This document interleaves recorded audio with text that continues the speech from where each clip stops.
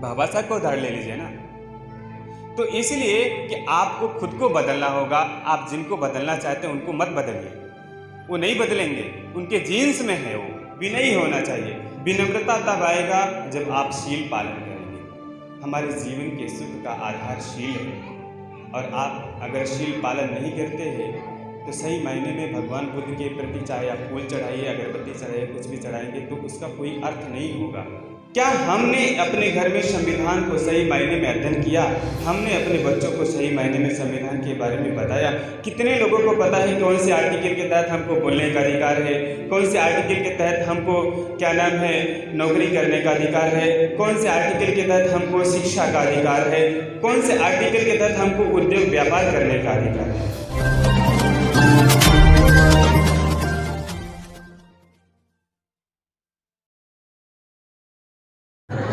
आज जिस मायने में आज़ादी इस समाज को चाहिए, क्या उस मायने में आप लोगों ने सही आज़ादी को प्राप्त किया? आज 75 वर्ष हो गए।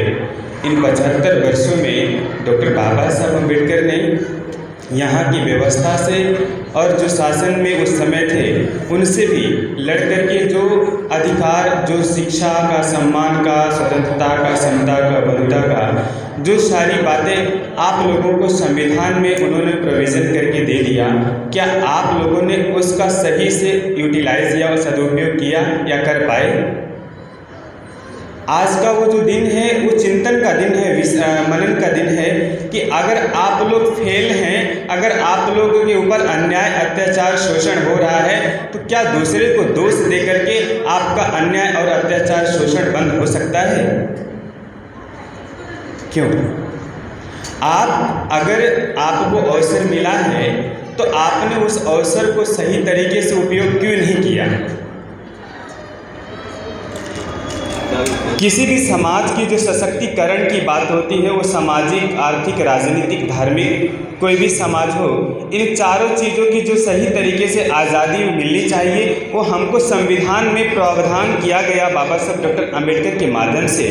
और इस चीज़ को भगवान बुद्ध ने समता, स्वतंत्रता और बंधुता की भावना को जो अपने जब उन्होंने धम्मचक्र प्रवर्तन किया था तो उसमें भी मेंशन किया है, उसमें भी लोगों को बताया है कि हर कोई एक समान है और आपको अपने दुख से मुक्ति का रास्ता खुद ही तय करना पड़ेगा। भगवान कहते हैं तुम्हें ही किच्चन आतपं अखा तारो तथागत।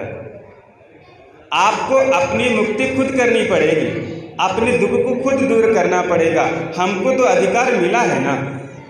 क्या हमने अपने घर में संविधान को सही मायने में अध्ययन किया? हमने अपने बच्चों को सही मायने में संविधान के बारे में बताया?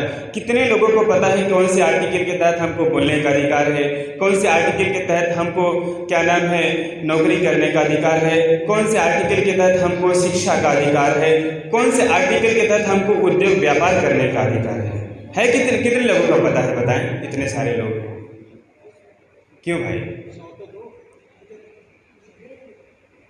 क्या हमको इसलिए भी हमको इतना भी नहीं स्वतंत्रता है कि क्या नाम हम इस चीज़ को हम बार बार स्वतंत्रता कह रहे हैं, तो क्या हमको इतना भी वो नहीं चाहिए कि हम अपनी इन सारी व्यवस्थाओं को, इन सारी चीज़ों को समझे जाने कि हमको किस व्यवस्था के अंतर्गत, किस अनुच्छेद के अंतर्गत, किस नियम के अंतर्गत हम यहाँ खड़े होकर बोल रहे हैं, या हमको उद्योग, व्यापार, नौकरी या कोई भी सारी चीज़ें करने का हमको अधिकार मिला है। इस चीज़ें तो जानना जरूरी है ना। अगर नहीं जानेंगे तो कभी भी आप लड़ नहीं सकते, बोल नहीं सकते। आपके खिलाफ जो अन्याय, अत्याचार, शोषण हो रहा है उसका पूरा जिम्मेदार हम उस व्यक्ति को, उस समाज के लोगों को नहीं देते हैं जिनको ये समाज बार बार पानी पी करके, चाहे अपने मंचों के माध्यम से, चाहे जिसके माध्यम से वो उलाहना देता है, गाली देता है, जो कुछ करता है। 100% जिम्मेदार हम सब हैं। हमने क्यों नहीं उतना मजबूत बनाया कि हमारी तरफ आंख उठाने से पहले 10 बार सोचे कि अगर हम इनके खिलाफ कुछ भी काम, गलत काम करेंगे या इनके बहन बेटियों के साथ कुछ भी गलत काम करेंगे तो हमारे साथ बहुत बुरा हाल कर देगा ये। हमने इतना सशक्त बनाया क्या? हम गांव छोड़ करके आए तो हम अपने में व्यापार किया, नौकरी किया, कुछ भी किया, तो क्या हमने ये व्यवस्था अपने गाँव के उन भाई बंधुओं के पास ले जाने का काम किया क्या? चाहे हम मजदूरी करके यहाँ घर बनाए, चाहे नौकरी करके घर बनाया, चाहे बिजनेस, व्यापार करके कुछ किया, वो किसी भी प्रांत का व्यक्ति हो, तो क्या हमने किया इस चीज़ को? तो क्यों दोष देते हैं दूसरे को? अगर ये बुद्ध विहार बना, इतना सुंदर बना है, तो लोगों ने मेहनत किया है, लोगों ने उद्योग किया है, लोगों ने नौकरी करके अपने गाढ़े खून पसीने की कमाई को दान किया, तब ये सशक्त बन करके हम आज यहाँ पर अपनी बातों को रख पा रहे हैं। तो यही हमको करना पड़ेगा। हमको दूसरे का भी, मैं जापान के बारे में जो पढ़ रहा था, हमारे यहाँ जो मैंने 24 तारीख को प्रोग्राम करवाया तो हमारे सर आए थे, प्रोफेसर डॉक्टर राजेंद्र कौशल, तो वहाँ के बारे में बता रहे, तो मैं भी पढ़ रहा था कि जापानीज़ जो होते हैं, जापानीज़ में 5 तरीके का टैलेंट होता है, 5 काम आते हैं उनको। 3 में वो पूरी तरीके से परफेक्ट होते हैं, 3 में वो पूरी तरीके से परफेक्ट होते हैं कि अगर एक काम नहीं मिला तो एक काम करेंगे, एक काम नहीं मिला तो एक काम करेंगे, और 2 उनके पास एक्स्ट्रा रहता है। तो भगवान बुद्ध ने, आप लोग महामंगल सूत्र की गाथा करते हैं, सुनते हैं, तो उस महामंगल सूत्र की गाथा में 38 मंगल भगवान बुद्ध ने बताया। 38 मंगल में दूसरा मंगल ये है कि बाहु सच्चन च सिंपन च विनयो च सुशिक्षितो सुभाषिता च या वाचा एतंग मंगल मुत्तम। बहुशिल्पी होना चाहिए। पता नहीं कितने लोग हिंदी अर्थ पढ़ते हैं, मुझे नहीं पता, आप हिंदी अर्थ पढ़िए उन सूक्तों का। भगवान बुद्ध ने जितनी बाणी बोली है उसमें एक भी बाणी ऐसी नहीं है जिसमें हमारा अकल्याण हो, सब में कल्याण समाया है। एक एक शब्दों का अर्थ पढ़िए, उनमें एक एक शब्दों का अर्थ यही है कि कैसे मानव का कल्याण हो, कैसे वो अपना कल्याण कर सकता है।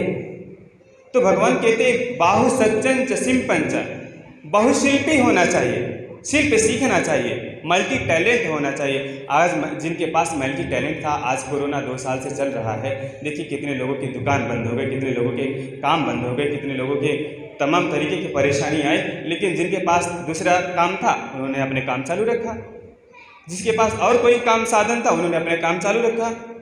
तो ये तो आज नहीं, भगवान ने अपने ज़माने में ही जब धर्म का उपदेश दिया श्रावस्ती में, तभी बता दिया था। तो उन सूत्रों को सही से अध्ययन करिए। हम जितने मल्टी टैलेंटेड होंगे, हमको क्या नाम है, बिजनेस करना आना चाहिए, हमको इतना योग्य बनाना चाहिए कि ताकि हमारे ऊपर कोई भी समय, किसी भी तरीके का समय आए तो हम उस समय को अच्छे से निभा ले जाए। विनयो च सुशिक्षितो, विनयी होना चाहिए। विनम्रता तब आएगा जब आप शील पालन करेंगे। हमारे जीवन के सुख का आधार शील है, और आप अगर शील पालन नहीं करते हैं तो सही मायने में भगवान बुद्ध के प्रति चाहे आप फूल चढ़ाइए, अगरबत्ती चढ़ाइए, कुछ भी चढ़ाएंगे तो उसका कोई अर्थ नहीं होगा, वो सिर्फ एक परंपरा होगी, हम परंपरा को निर्वाह करते हैं। अगर आपको सही मायने में बुद्धवाणी को समझना है तो शील पालन करिए, सद्धर्म को धारण करिए, और उन सारी चीज़ों को, नियमों को जीवन में उतारने का काम कीजिए, जिसके कारण आप अपना कल्याण करते हुए दूसरों के कल्याण में सहायक बन सकते हैं। और जो हम बाबा साहब डॉक्टर अम्बेडकर की आज़ादी के बारे में या आज़ादी के योगदान के बारे में जो हम बात करते हैं, तो बहुत सारी विसंगतियाँ हैं। यहाँ के जो मूल निवासी जिनको बोला जाता है, और एक शब्द मैं और बोलूँगा, शायद आप लोगों को याद हो या ना हो, जो गुजराती स्टेडियम में अपना सम्यक प्रकाशन के द्वारा जो प्रोग्राम कराया गया था, तो मैं बीपी अशोक सर को सुना था। मैं उस समय, मेरा एग्ज़ाम था उस दिन, 7 जुलाई को या 14 जुलाई को शायद हुआ था, तो मैं बीपी अशोक सर को सुन रहा था। मैंने लाइव खोला तो कई लोग लाइव थे। हम ऐसे शब्दों को भी क्यों हम अपने आप को स्वतंत्र क्यों नहीं करते हैं, जिन शब्दों को प्रयोग करने से आपको नीचता, घृणा और ऐसे पता चलता है कि ये इस समाज का व्यक्ति है। क्यों नहीं आप लोग अपने आप को ऐसे शब्दों से मुक्त करते हैं? ध्यान है, बीपी अशोक सर ने बोला था, ये बात बोली। तो हम जब खुद उस शब्दों को अपने साथ चिपकाए हुए हैं, तो दूसरा जब बोलता है तो काहे चिढ़ते हैं? नहीं चिढ़ना चाहिए। आप ऐसे शब्दों का यूज क्यों करते हो जिस वजह से जब आप बुद्ध की शरण आए तो आप बौद्ध हो गए। तो बौद्धों की तो कोई जाति नहीं होती है, बौद्धों का कोई वर्ग नहीं होता है, वर्ण नहीं होता है। बौद्ध सिर्फ बौद्ध होते हैं, वो एक इंसान होते हैं, बस। तो ऐसे शब्दों से जब तक आप लोग खुद को मुक्त नहीं करेंगे, जो स्वतंत्रता का मायने तभी सफल नहीं होगा। आप लोगों को सही मायने में ऊपर जाना है तो उन सब लोगों को दोष देना बंद करके आप लोगों को जो अवसर मिला है उन अवसरों को अपने जीवन में उतार करके, अगर नहीं हायर एजुकेशन ले पा रहे हैं तो ऐसे ऐसे काम सीख लिए। बच्चों को 4 व्हीलर का काम सिखा दीजिए, वो ऑटोमोबाइल का काम है, वो इंजीनियरिंग का काम है, नहीं पढ़ा पा रहे हैं। भाषा का कोर्स करवा दीजिए, नहीं पढ़ा पा रहे हैं। तमाम ऐसी सारी चीज़ें हैं जिसके माध्यम से आपको, अगर आप जीरो से शुरू कर रहे हैं तो 10 साल में आपका जीवन बदल जाएगा, ये पूरी गारंटी है।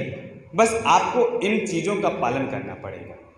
अगर नहीं करेंगे तो फिर जैसे ये ढर्रे पे चल रहे हैं, चाहे 75 नहीं 175 वर्ष आप मनाएंगे तो फिर ऐसे के ऐसे ही रह जाएंगे। जिन्होंने मेहनत किया है, आप देख सकते हैं इसी समाज के लोग, अभी सेक्रेटरी साहब बोल रहे थे, ऐसे सेक्रेटरी बन गए क्या? हाँ, आज वो लोकसभा में सेक्रेटरी है तो ऐसे सेक्रेटरी बन गए। उन्होंने भी मेहनत किया है, परिश्रम किया है, संघर्ष किया है, तब जाके वहाँ पहुँचे हैं। नहीं, लोकसभा में आज भी कास्टिज्म इतना कूट कूट के भरा पड़ा है। आप जहाँ जा कर के देख लीजिए कि इनको जैसे वो लगता है कि ये सर्टिफिकेट वाला, क्योंकि सर्टिफिकेट ऑलरेडी वहाँ लगा ही रहता है, तो उनका बिहेव एकदम तुरंत चेंज हो जाता है।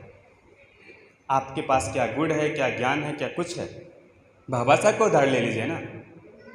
तो इसलिए कि आपको खुद को बदलना होगा। आप जिनको बदलना चाहते हैं उनको मत बदलिए, वो नहीं बदलेंगे, उनके जीन्स में है वो। तो बस हम आप लोगों को ऐसे ही ढेर सारी शुभकामनाएं करते हैं और मैं यही आग्रह करता हूँ कि खुद को बदलिए। भगवान के ने कहा है, अक्खा तारो तथागत, खुद को तारना पड़ेगा। जो तथ्यता के सहारे चलता है वो तथागत कहलाता है, सही तथ्यों के सहारे चलता है। तो इन्हीं के साथ हम पुनः ऐसे 75वीं आज़ादी की स्वतंत्रता के अवसर पे हम ढेर सारी शुभकामनाएं करते हैं। सबके सफल सुखद मंगलकारी जीवन की कामना करते हैं। देखिए, लगभग सभी लोग हिस्ट्री पढ़े होंगे, जिन्होंने ग्रेजुएशन किया होगा, 12th किया होगा। बहुत ज़्यादा हम उन इतिहास के बारे में ना जाकर के अब हमको क्या करना है, हमको क्या करना है, हम उन जो भी वक्ता आए, कभी भी, आज ही नहीं, किसी भी अवसर पे हमको अब करना क्या चाहिए, हमारे बच्चों को क्या करना है, ये चीज़ें बताने की कोशिश करना चाहिए। यही आग्रह है हमारा। इन्हीं के साथ पुनः सबको मंगल मैत्री, ढेर सारा साधुवाद। सबको मैं मैत्री प्रेषित करते हुए सबके सफल सुखद मंगलकारी जीवन की कामना